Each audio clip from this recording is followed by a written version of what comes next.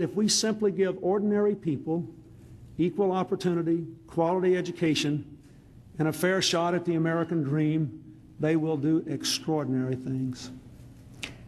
We gather tonight in a world of changes so profound and rapid that all nations are tested. Our American heritage has always been to master such change, to use it to expand opportunity at home and our leadership abroad. But for too long, and in too many ways, that heritage was abandoned and our country drifted. For 30 years, family life in America has been breaking down. For 20 years, the wages of working people have been stagnant or declining. For the 12 years of trickle-down economics, we built a false prosperity on a hollow base as our national debt quadrupled. From 1989 to 1992, we experienced the slowest growth in a half century.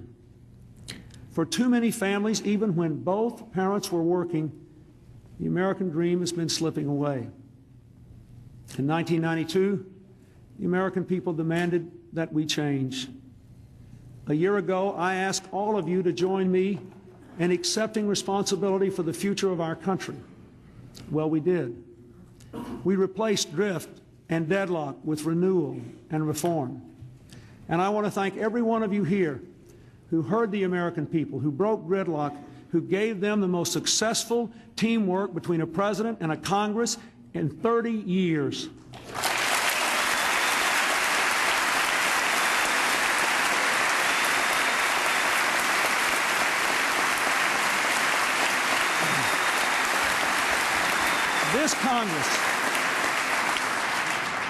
This Congress produced a budget that cut the deficit by $500 billion, cut spending and raised income taxes on only the wealthiest Americans. This Congress produced tax relief for millions of low-income workers to reward work over welfare. It produced NAFTA. It produced the Brady bill, now the Brady law. And thank you, Jim Brady, for being here. And God bless you, sir.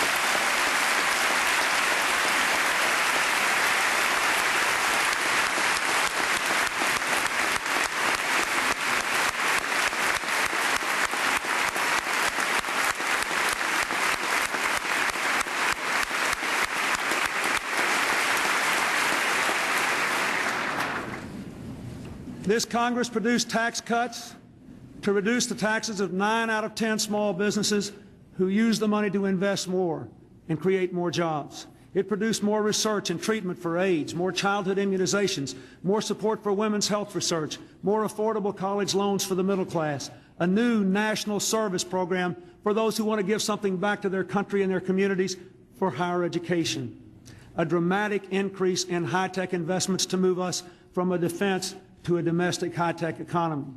This Congress produced a new law, the motor voter bill, to help millions of people register to vote. It produced family and medical leave, all passed, all signed into law with not one single veto.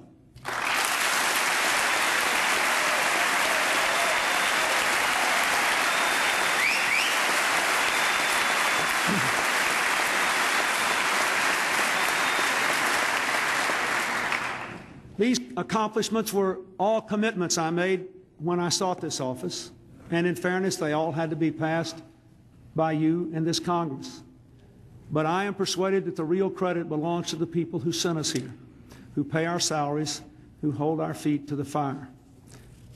But what we do here is really beginning to change lives.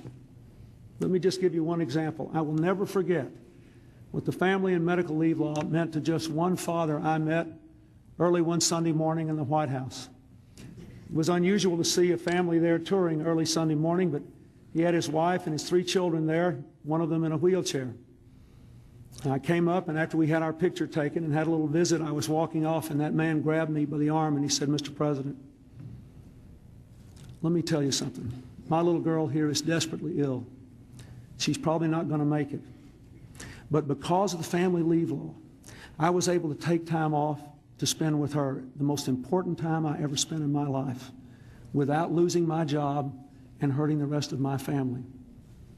It means more to me than I will ever be able to say. Don't you people up here ever think what you do doesn't make a difference. It does."